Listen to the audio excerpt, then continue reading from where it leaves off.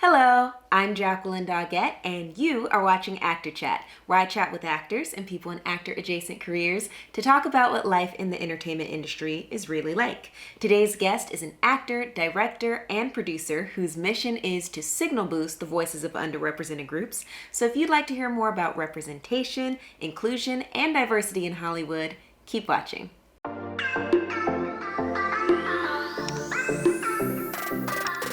Hi, my name is Daniel Lee. I'm an actor living in Los Angeles. So I know that you have a lot going on. Actor, filmmaker, singer. I didn't know that one. That one I got off your Instagram. Community organizer. So when I was preparing for the interview, I was like, where do I even start? But I was like, this is Actor Chat. Let's start with acting. So what brought you to the business, the craft, the career of acting? I had always wanted to be involved in films in some way, film and television. But I grew up in Fresno, California, Central California, and just on the poor side of town. So didn't really have any resources. The first time I saw any theatrical production was Wizard of Oz back in like second or third grade. And it was amazing. I was like, oh my God, I want to do this. But you know, like the arts really wasn't anything that was available to the poor kids on the side of town. There was a school specifically for the arts, but you know, you had to like try to get in, and my parents were like, nah, let's just get you like into a regular school. And it wasn't until college that I was like, you know what? There's a choir class. I'm gonna try this.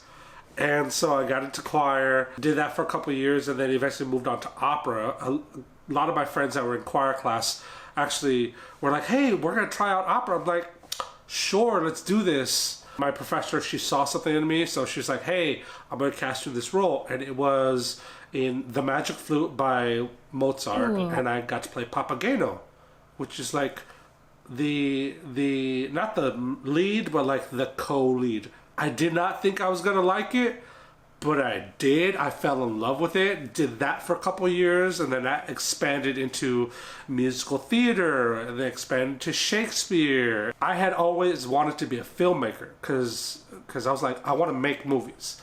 Started directing in college, but I was like, oh, I should probably like take acting classes because I don't want to be a director who doesn't understand what an actor goes through, because there's such an integral part of the process.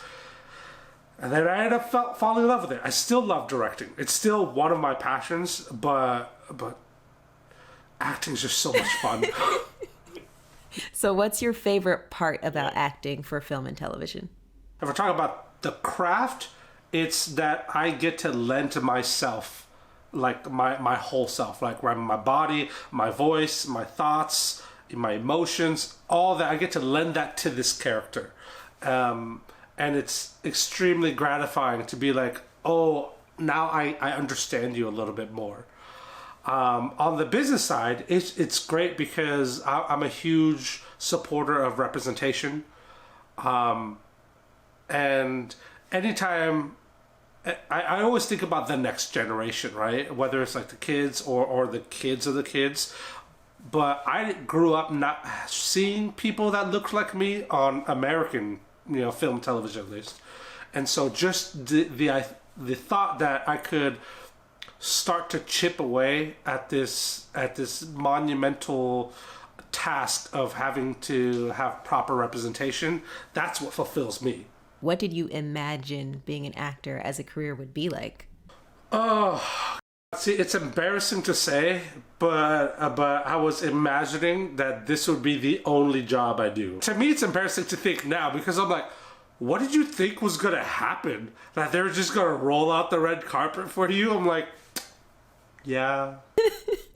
I think that makes total sense, though, because if you go, I want my career to be, I don't know, a lawyer, you don't imagine that you're going to have a bunch of side hustles. And I know that people talk about coming to Hollywood and like serving tables as part of the thing. And you hear that, but you're like, I'm here to be an actor. So it makes sense that your expectation going in without the background information, or like having a lot of people in your life who could tell you about it, would be I get to act. Yeah, and that's been the biggest thing that's kind of that woke me up, I guess, is that it's not. I knew it wasn't going to be easy. I did not know it was going to be this hard. Nobody's going to wait to give you a shot. Nobody's going to be like, oh yeah, Daniel, I'm going to give you this opportunity.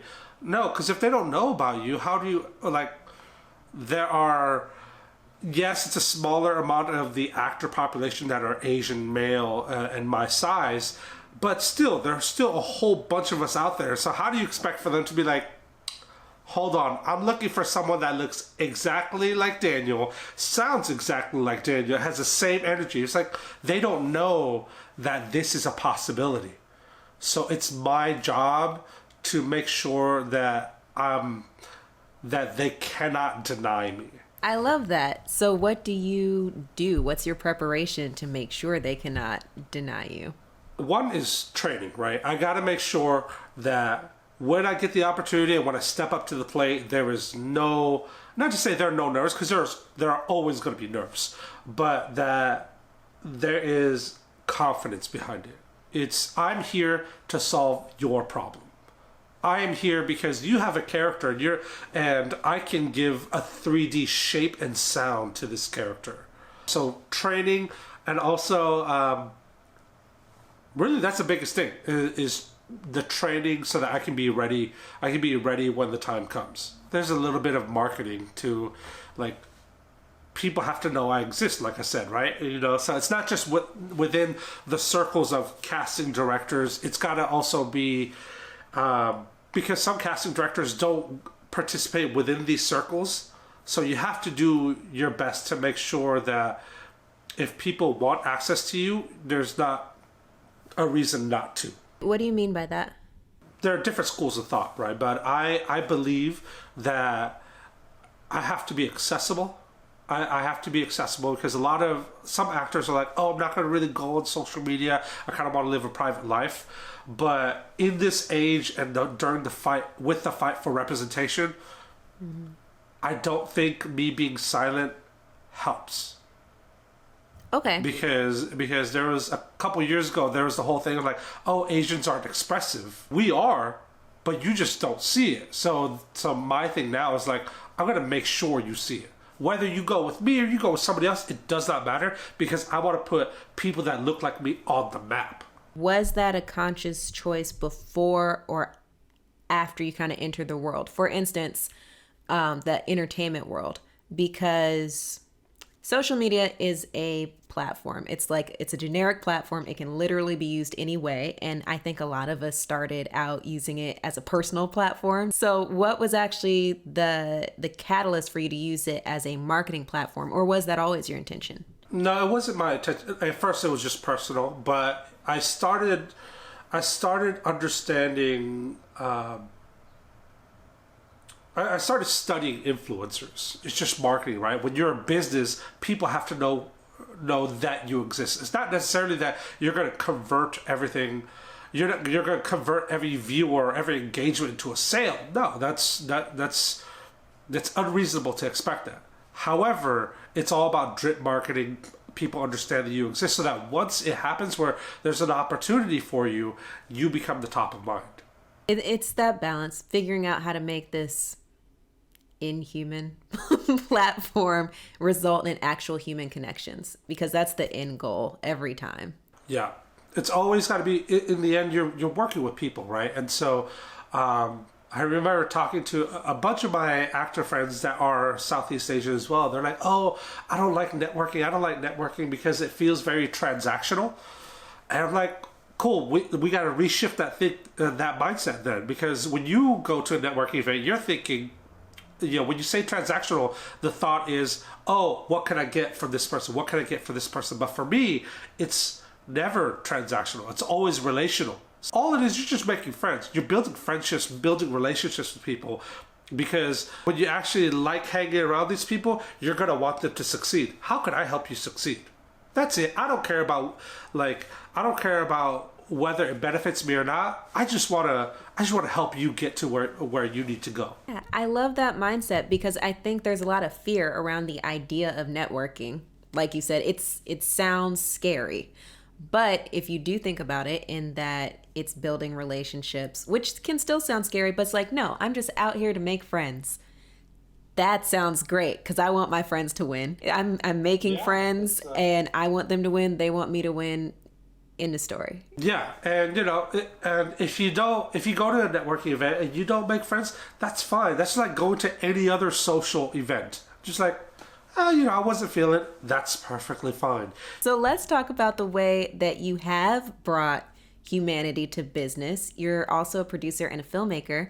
So talk to me a little bit about Good Zoo Studios, the meaning behind the name and how the company came about. Yeah, so Good Zoo Studios, so in English, anybody who doesn't speak Hmong will call it Good Zoo Studios just because it's spelled Z-O-O. But in my language, Hmong, Z-O-O is actually pronounced Zhong, which translates to good. So it's like good zoos, good studios. Just because we're thinking about it, and we didn't want to take ourselves too seriously with the name of like we're gonna change the world or we represent a whole thing. It's just like no, like we're good.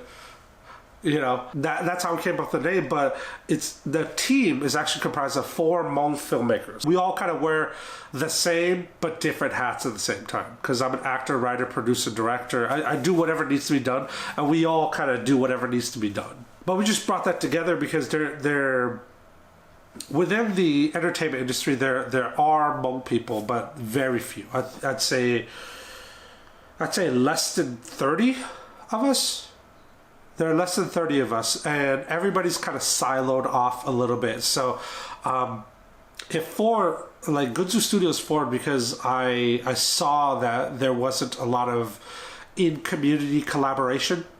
So I said, let's bring people together and let's give ourselves a reason to work together. Because it's always like, oh yeah, we'll work. And then nobody ever calls each other. So I said, okay, let's do this. So we filmed a short scene. We filmed a short scene just to give it to put on our demo reels, but also to get an idea of will we work well together. After that, we were like, okay, we work pretty well together because we're not here to boost each other's egos. We're here to cover for each other. We're gonna form this company. One, because if you're gonna make films, you might as well form a company so you can pass all your expenses and revenue through this company. But 2, because we wanted to, I guess, be an example of what we wanted to see. We've been trying to make films with as highest quality as possible because a lot of times within just growing up, when people are like, oh, a Hmong film was made, it's just like, oh, well, they got like a camcorder and they like shot at the park or somebody's house. We're like, no, we're focusing on like production value so that other people who see us can be like, oh, we can do better than that. We welcome it. I want people to think they can do better than us because, for me at least, I have such a strong competitive streak. I'm like, if you can do better, please do so. Because when you do better, that challenges me to do better. And we're going to rise up together. I like that. I like your everybody wins mentality. Yeah, why not? Why not? Like, we should have to fight for scraps of opportunities. We can all win. We can all win, but then we also have to be good. We have to be good so that people aren't just relegated to be like, oh, well, they only got that because they were that diversity. Like, they got it because of diversity. Like, no. We got it because we were good at what we do. So speaking of the idea of tokenism, so marginalization and lack of representation, as you of course know, of Asian Americans in Hollywood has always been an issue, but it's become increasingly a public conversation in recent years. So I have an idea, but what's your perspective? What is the effect of, frankly, systematic racism in Hollywood? Yeah, it's interesting because when you are not exposed to a community, like when you don't live amongst a community, all you ever get to see of them is within the media. When you see a perception that's being put on by TV, it's like, that's only one of maybe thousands of different types of personalities. So it's weird. It's weird that you run into these tropes or these stereotypes of what people are, and because people aren't really exposed to it, they don't see anything else. It's interesting that the role that media has to play in it, because not everybody's going to know about Hmong people, because if you lived anywhere outside like the Twin Cities or Central California or Northern California, if you were, let's say, in New Mexico, you're not going to know about us. And that's okay. I don't fault these people for not knowing about us, because how would they have known? However, if I can do my part to make sure that through media people start getting exposed to these different types of stories, then it makes it easier to be like, well, you saw Gran Torino. You saw Gran Torino, which was a problematic movie in its own right. Yeah. But like, at least we can start the conversation there, because I remember after Gran Torino came out, whenever I met somebody who didn't know what Hmong people were, it's like, oh yeah, it's like in Gran Torino, right? And at first I was upset and frustrated. I still do get that sometimes, but now I see it as an opportunity to educate. Like, in the same vein that you can't watch The Wire and get an understanding of the whole black community, it's like you can't watch Gran Torino and get a whole understanding of the Hmong community. So it's up to us to make sure that we fight for these stories that vary from the stereotypes that Hollywood has kind of put on. You're answering it as we talk about it, but what is the difference you want to see? What would an ideal Hollywood look like for you? An ideal Hollywood would look like I'm allowed to be a normal human being. I am allowed to have normal, which has been really reserved for white folks. Normal pressures and worries, right? I don't want to. If I get another movie where my character's biggest concern is honor, because honor has always been the thing for Asians, right? It's like, oh yeah, honor for your family, for your culture. I'm like, yes, but for some of us that doesn't apply. I wanna have the issue of like, where am I gonna go to college? What am I gonna do with my life? Oh man, I'm stuck in a love triangle. Who do I choose? Like, very real. Like, it seems innocuous. It seems like such a small thing, but if we get to see people that look like us as normal human beings, then that's another step in the right direction. Where like, there's no tokenizing, there's no exoticizing us anymore. Like you said, it sounds like a small thing, but the idea of equality being that basic humanity is recognized across all genders and sexualities and ethnicities is the thing. Like, that's the thing that we want. Like, basic human needs: food, shelter, love, acceptance. A lot of times, like you said, the focus of a character for someone who looks like you or someone who looks like me isn't on one of those basic human needs. So it's almost not acknowledged that we have them. Yeah, and as this may come out from, but I don't want to always see movies about our traumas. I'm tired of my people. For context, the Hmong people were recruited by the CIA to be kind of the boots on the ground, the spies during the Vietnam War and the Laotian Civil War. Also, as the Secret War in Laos. So that's a huge part of a backstory. It's not to say that I don't want to tell that story. I do, but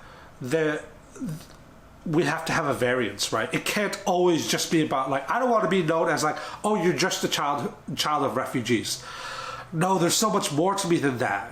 Eventually I will get to that story, but it's like talking to a black person. It's like, oh, tell me about slavery and how that affected you, or talking to a Jewish person and be like, man, the Holocaust, though.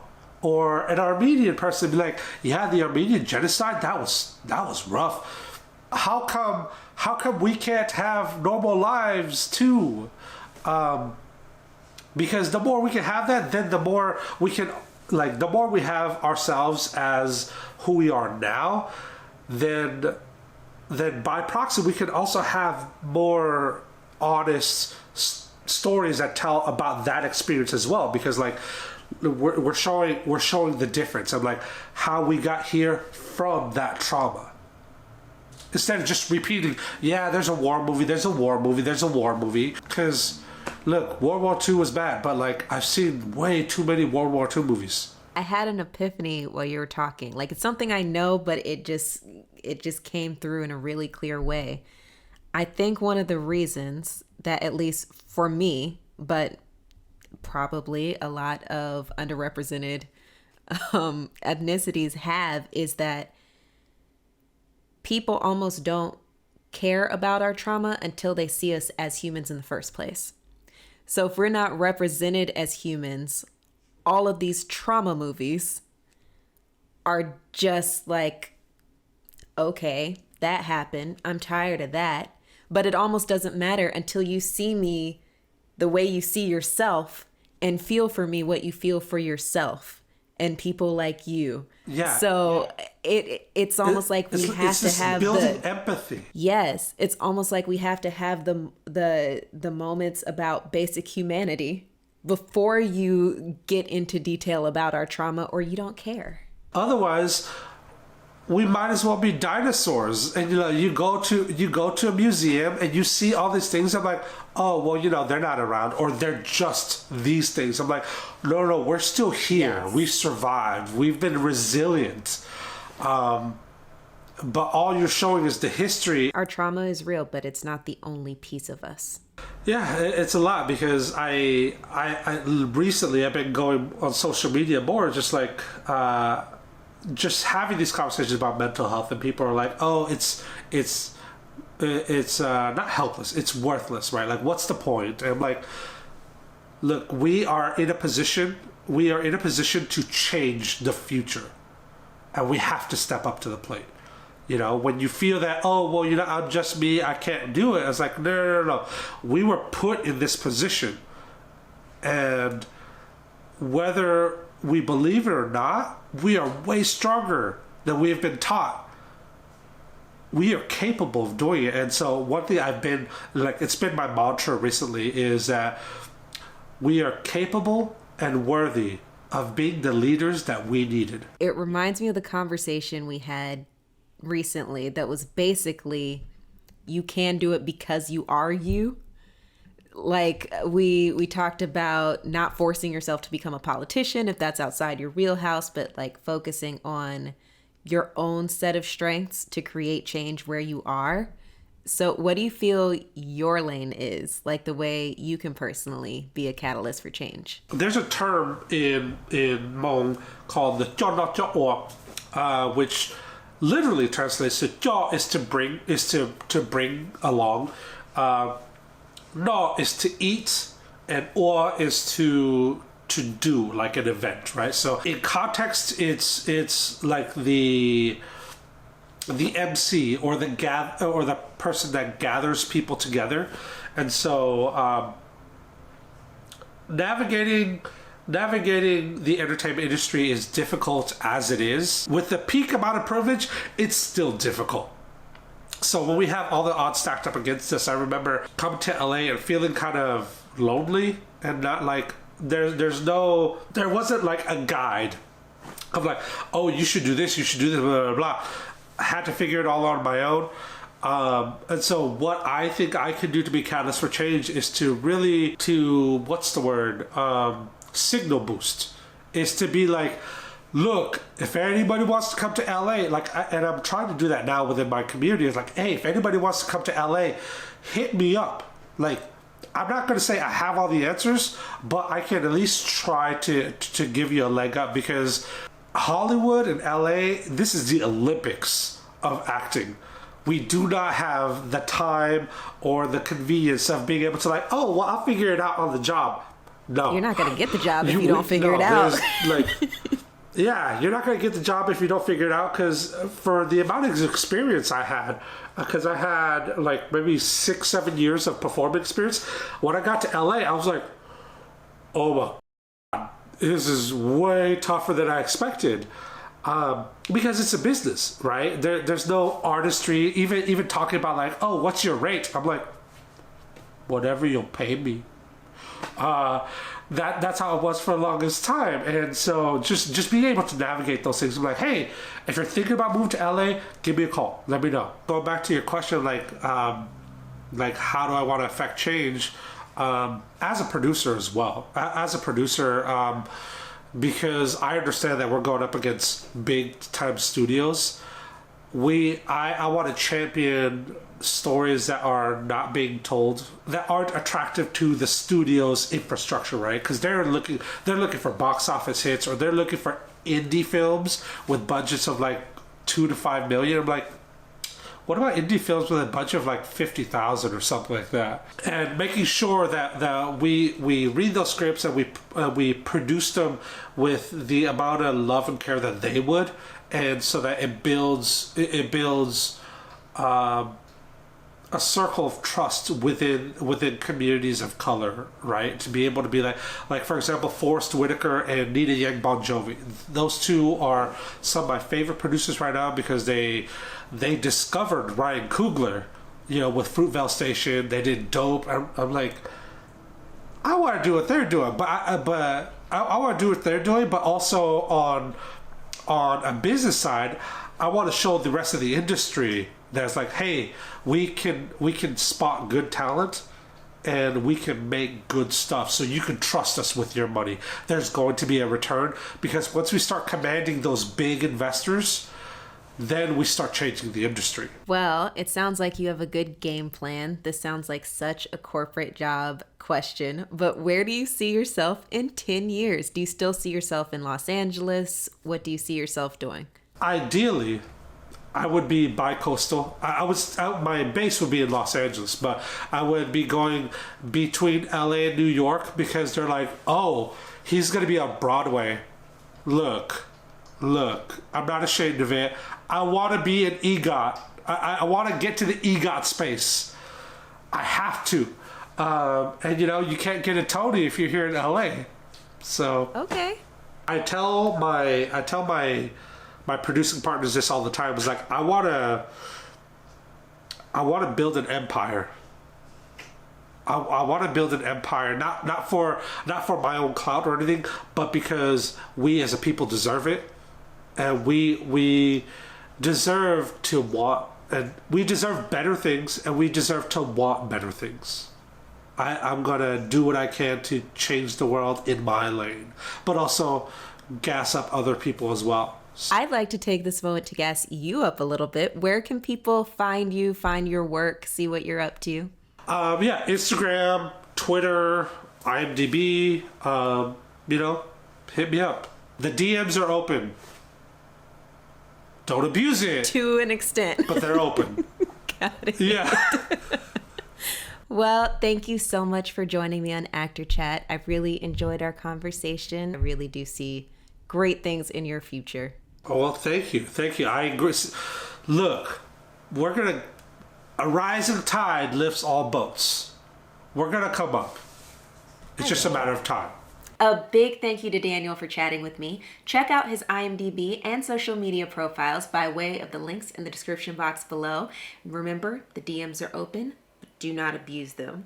And join the conversation in the comment section. See you next time.